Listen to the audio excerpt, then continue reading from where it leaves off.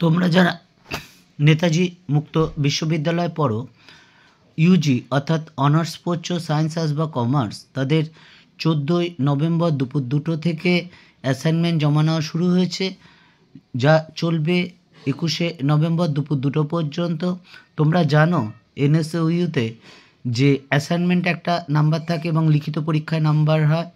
অ্যাসাইনমেন্টে যে 20 নাম্বার তোমাদের বরাদ্দ থাকে সেটা অনলাইনে হয়, যেটা শুরু হয়ে গেছে, এবং 10টা প্রশ্ন থাকবে।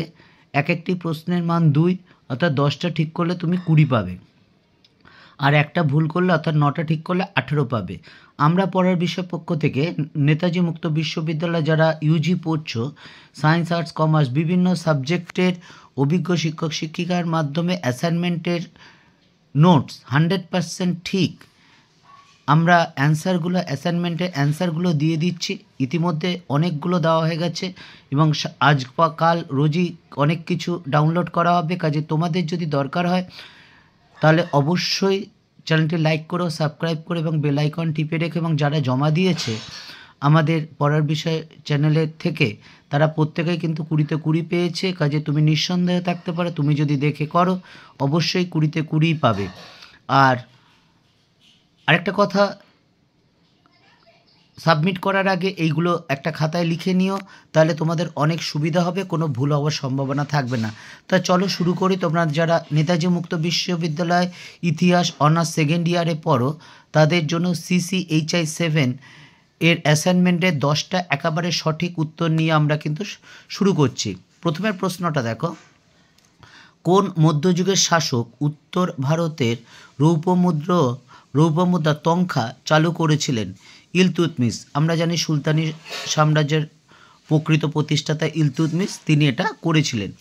2 নম্বর, বাহুমনি রাজ্য কবে প্রতিষ্ঠিত হয়? 1347 সালে হরিহর এবং বুক্ক ইহা প্রতিষ্ঠা করেন, সেটা জানি তোমরা। 3 নম্বর, সুলতানি আমলে ভূমি রাজস্ব দপ্তরের সর্বোচ্চ পদটি কী ছিল? সঠিক উত্তর হচ্ছে চৌধুরী।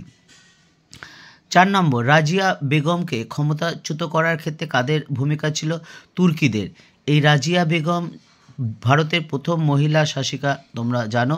তাকে ক্ষমতাচ্যুত করার ব্যাপারে তুর্কিদের কিন্তু বিরাট ভূমিকা ছিল। 5 নম্বর দেখো, দিল্লির কোন সুলতান অমুসলমানদের উপর জিজিয়া কর আরোপ করেছিলেন? ফিরোজ শাহ তুগলক। আমরা পড়ার বিষয়ে পক্ষ থেকে যারা আছি তারা প্রত্যেকেই দীর্ঘদিন এই শিক্ষকতার সাথে জড়িত আছি। কেউ 10 বছর, 15, 20, 25, 28, 33 বছর পর্যন্ত আছে। কাজেই এই প্রশ্নগুলো একেবারে সঠিক এবং আমাদের একমাত্র, অর্থাৎ পড়ার বিষয় পক্ষদের একমাত্র চাহিদা হচ্ছে বা আশা আকাঙ্ক্ষা যাই বলো না কেন, যাতে নেতাজি মুক্ত বিশ্ববিদ্যালয়ে তোমরা যারা পড়ো তাদের যাতে কিছুটা হলে সাহায্য করতে পারি বা উপকার করতে পারি। আর তোমাদের যদি কোনো কিছু দরকার হয় বা প্রয়োজন হয় বা প্রশ্ন উত্তর থাকে, আমাদের মেসেজ করো। আমরা অবশ্যই তার সমস্যার সমাধান করার চেষ্টা করব, যেটা যদি করতে পারি আমাদের ভালো লাগবে। যাই হোক, 5 নম্বর প্রশ্নটা দেখো, দিল্লির কোন সুলতান অমুসলমানদের উপর থেকে জিজিয়া কর আরোপ করেছিলেন? উত্তর হচ্ছে ফিরোজ শাহ তুগলক। 6 নম্বর, কবির ও ধর্মদাসের মধ্যে সংলাপ সংকলনের শিরোনামটি কি? উত্তর হচ্ছে অমর মূল।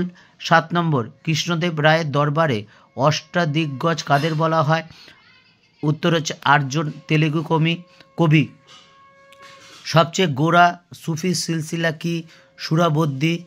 9 নম্বর প্রশ্ন, কোন সুলতান এক নতুন ধর্ম প্রবর্তন করতে চেয়েছিলেন কিন্তু উলেমারা তার বিরোধিতা করেছিলেন? সঠিক উত্তর হচ্ছে আলাউদ্দিন খলজি। লাস্ট প্রশ্ন অর্থাৎ 10 নম্বর প্রশ্ন, মধ্যযুগে ভারতে কে সর্বপ্রথম পূর্ত বিভাগ প্রতিষ্ঠা করেছিলেন? উত্তর হচ্ছে সুলতানি বংশের সম্রাট ফিরোজ শাহ তুগলক। এই হচ্ছে 10টা প্রশ্ন, অ্যাসাইনমেন্টের প্রশ্ন এবং উত্তর। এই প্রশ্নগুলোই আছে এবং এই উত্তরগুলোই হবে। কাজে তোমরা নির্দ্বিধায় বিনা সংকোচে তোমরা কিন্তু আমাদের পড়া বিষয় পক্ষ থেকে যে দেওয়া হয়েছে সেটা দেখে যদি অ্যাসাইনমেন্ট জমা দাও, তাহলে কিন্তু তোমরা 20তে 20 পাবে এবং তোমরা সাবমিট করার সময় সেটা দেখতেও পাবে।